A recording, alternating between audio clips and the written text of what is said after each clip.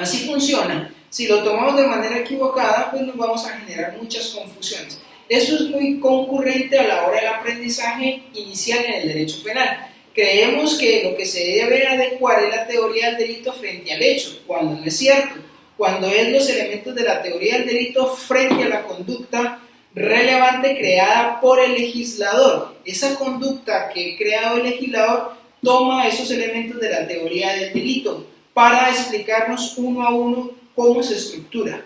Si yo ya entiendo estos elementos y yo ya entiendo cómo el legislador los ha dejado depositados en esas conductas, yo ya puedo tomar el caso concreto o el hecho relevante que le interesa al derecho penal para tratar de hacer la sustitución o la adecuación jurídica a la norma penal. Hecha esta aclaración, vamos a revisar y vamos a dar paso ahorita sí a el análisis de la teoría del delito. La estructura es muy sencilla. Esta estructura consta de un análisis, primero de la tipicidad, luego de la antijuricidad y luego de la culpabilidad. Si nos adentramos uno a uno en estos elementos, ¿cierto? Tenemos que hacer un estudio profundo de cada uno de ellos. Por eso el día de hoy vamos a iniciar con la tipicidad. Luego, al agotar la tipicidad, pasaremos a la antijuridicidad y luego pasaremos a la culpabilidad. Una estructura muy sencilla para que vamos viendo cómo funciona la teoría del delito. Todo administrador o todo funcionario o todo servidor o todo aquel que administre justicia en materia penal o sea un operador en materia penal debe saber que debe agotar una estructura o una escala estratificada para poder determinar una responsabilidad en materia penal. El primer paso es la determinación del elemento típico o lo que conocemos como la tipicidad. Vamos a pasar en ello en esta estructura y vamos a ver cómo se desglosa el elemento de la tipicidad. La tipicidad tiene una subclasificación. Los elementos del tipo son elementos comunes del tipo y elementos especiales del tipo. Elementos comunes del tipo objetivo, elementos especiales del tipo objetivo. Pero también este tipo tiene otros que se llaman elementos especiales subjetivos o elementos subjetivos del tipo. Vamos a recorrer uno a uno de estos elementos para determinar cómo se construye la tipicidad. Vamos a pasar primero entonces a el elemento común del tipo objetivo. Para abordar a ello, ustedes están observando en este momento en la diapositiva cómo en su primer punto se debe revisar el sujeto. El sujeto es un elemento determinante para la realización de la conducta relevante para el legislador. ¿Cómo se clasifica o cómo se analiza este elemento de la participación del sujeto o del comportamiento del sujeto? Pues bien, dentro del legislador y dentro de la mayoría de las normas jurídicas, por no generalizar y por no decir que todas las normas jurídicas son concurrentes en este espectro, siempre la participación se realiza por un sujeto. Podría abrirse la discusión, que no va a ser en este momento, que no solamente sean sujetos o personas, sino que puedan ser realizados también por entes abstractos o empresariales, un ejemplo de ellos. Como les decía, puede ser, primero, el sujeto. El sujeto es un elemento que exige la norma penal a la hora de determinar quién realiza el comportamiento relevante en materia penal. El sujeto nos vamos a enfrentar o lo vamos a analizar. Entonces recuerden, tipicidad, dentro de la tipicidad estamos revisando los elementos comunes del tipo objetivo. Dentro de los elementos del tipo objetivo comunes, vamos a revisar primero al sujeto. Sujeto se clasifica en sujeto activo y sujeto pasivo.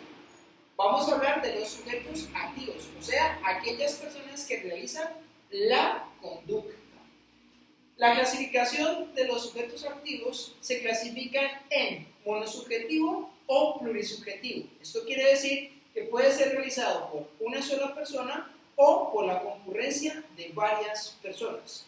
Monosubjetivo hace referencia a un sujeto que se le exige el comportamiento de la conducta. Plurisubjetivo se hace referencia a varias personas que se les exige la realización de esta conducta relevante para el derecho penal.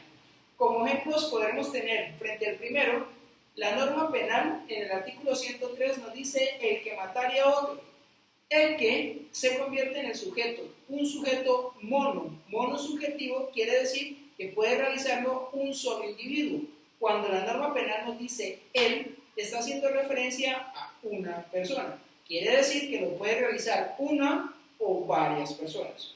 Si la norma penal nos dice plurisubjetivo, como lo hace referencia el artículo, permítanme, el artículo 340, concierto para delinquir, cuando varias personas nos exigen que para la realización de la conducta tiene que haber un número mayor a una, mayor a dos personas en la concurrencia o realización de la conducta penal.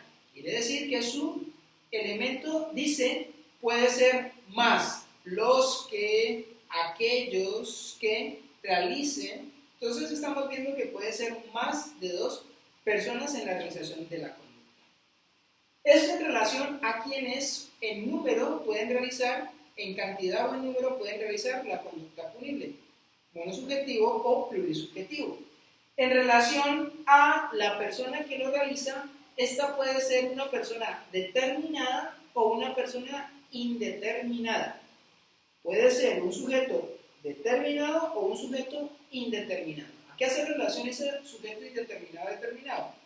Cuando nos habla de sujeto indeterminado, nos está diciendo que la persona, el sujeto activo, monosubjetivo o plurisubjetivo, puede realizarlo por cualquiera o puede ser realizar la conducta por cualquier persona. Eso quiere decir que no se le exige una calidad especial o no se le exige un elemento especial para que pueda realizar la conducta.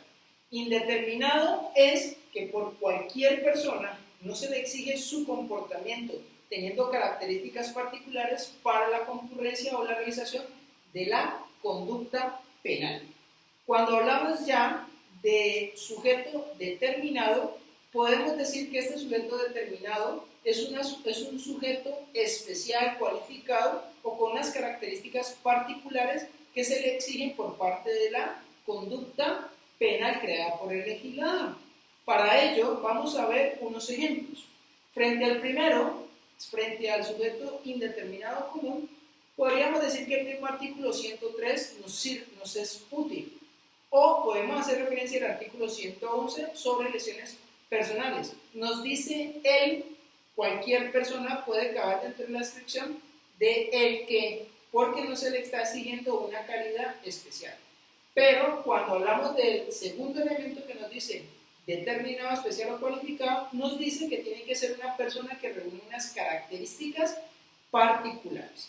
Para ello les voy a traer un ejemplo, pero antes quiero hacerles referencia que dentro de estos elementos del sujeto especial, cualificado, determinado, ¿cierto? Se puede hacer una subclasificación. La subclasificación es en sujeto determinado o cualificado o especial, natural, ¿cierto? Jurídico o profesional.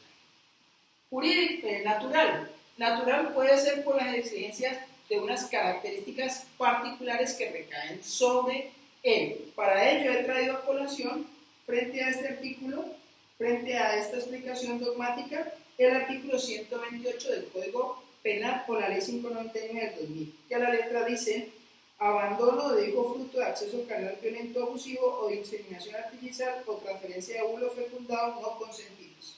La madre, que cuando habla de la madre me está diciendo una connotación, una calidad de ser de naturaleza.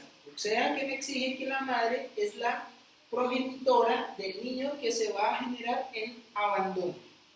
En esa calidad sería una calidad especial por su naturaleza. Frente a la jurídica, podemos esbozar que el Código Penal, por la creación legislativa, nos dice que las personas pueden también ser sujetos activos cuando de ella tengan que reunir unas calidades particulares jurídicas reconocidas por el ordenamiento jurídico. Para ello nosotros podemos hacer referencia al artículo 402. En el artículo 402 nos dice omisión del agente retenedor o recaudador. El agente retenedor o autorretenedor, ¿quién es el sujeto activo? Especial, determinado o especial por su calidad jurídica. El agente retenedor. ¿Quién es el agente retenedor? El que la Cámara de Comercio y la DIAN le han generado unos tributos especiales para descargar el pago de unos impuestos. Ese reconocimiento me está diciendo que es una persona particular jurídica que reúne unas calidades que se le exigen por parte del legislador. Frente al último, que es el sujeto especial, determinado o concreto por su calidad profesional. En el artículo 445 nos dice infidelidad a los deberes profesionales. El apoderado o mandatario, que cuando nos dice apoderado o mandatario nos está diciendo que ese sujeto activo, especial, determinado o cualificado por su profesión, nos está diciendo que tiene que ser un abogado o aquel que reúne las características para representar a un sujeto. Esta clasificación del elemento en la calidad o en la categoría del sujeto activo puede ser, retomando, monosubjetivo, plurisubjetivo, que tiene que ver con la cantidad de personas que pueden realizar la conducta punible. Frente a las calidades que se le exige puede ser determinado o indeterminado. Determinado puede ser persona natural, persona jurídica o una persona profesional. Ahora, frente a la realización de estas conductas, frente a la calidad del sujeto activo plurisubjetivo, ¿cierto? Puede ser que esa conducta la pueda realizar porque, uno, es convergente o de encuentro. ¿Qué quiere decir eso de convergencia o de encuentro frente al sujeto? Cuando el sujeto es plural, la norma penal nos puede decir que para realizar esa conducta tenga que concurrir, de un lado, la participación de esos sujetos para conseguir la descripción de la norma penal. El artículo 340 nos dice concierto para delinquir. Cuando varias personas se concierten con el fin, quiere decir que esa conducta es una conducta convergente. Tienen que converger más de dos personas con la misma finalidad para realizar esa conducta punible. Y de encuentro, la descripción nos dice que para realizar por parte de un sujeto plurisubjetivo la realización de una conducta, puede ser que estas conductas o puede ser que este comportamiento del sujeto activo plural se realice con finalidades diferentes, pero que ellas deben encontrarse o deben ser concurrentes en su realización para poder desarrollar la norma penal. Para ello, el artículo 407 dice: cohecho por dar o ofrecer, el que dé o ofrezca dinero u otra utilidad a servidor público. Allí en esta conducta nos están diciendo que debe participar dos sujetos o por lo menos deben de participar dos personas con unas calidades indistintas, una determinada y otra indeterminada, para la realización de la conducta. Pero ambos deben de participar con finalidades individuales que les hace llegar a una concurrencia de conductas punibles. Retomando, muy sencillo para aprenderlo si quieren de memoria o para aplicarle normas de inteligencia, podemos retomar de la siguiente manera. El legislador nos exige la tipicidad. Dentro de la tipicidad tenemos elementos comunes del tipo objetivo. Dentro de los elementos del tipo objetivo tenemos el sujeto. El sujeto puede ser monosubjetivo o plurisubjetivo. También nos dice que el sujeto puede ser determinado o puede ser indeterminado. El sujeto determinado puede ser por persona natural, persona jurídica o persona profesional. Pero también nos dice que ese sujeto, si es plurisubjetivo, o sea, es una mayoría a dos personas, pueden realizar la conducta por convergencia o por encuentro. Hasta aquí hemos visto solamente los elementos comunes del tipo objetivo frente al sujeto. Luego estaremos continuando con la escala que aquí les dejo para su análisis y vamos a ver un video próximo para continuar con el análisis. Espero sus comentarios o sus ampliaciones o sus señalamientos o si alguien quiere profundizar frente a un tópico de esta estructura dogmática. Lo trato de hacer un poco rápido porque se supone que los videos que estamos utilizando en el Club de Investigación de Derecho Penal van a ser muy simples a efectos de llegar y conseguir nuestro objetivo, que es la enseñanza del derecho penal.